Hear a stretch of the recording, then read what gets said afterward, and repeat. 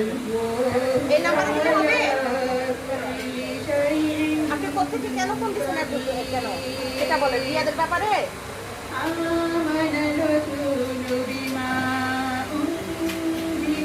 আপনারা করেন, ওকে ওকে দিয়ে করেন, আমাকে চড়াইয়েন না। ও আমাদের সাথে কোনো সম্পর্ক নাই, বুঝছেন? ও আমার সাথে, আমি মাঝে তেমন ইয়ে করে না, আমার সাথে কথা বলে লাভ নেই। আপনাদের চাকরি তাই করে,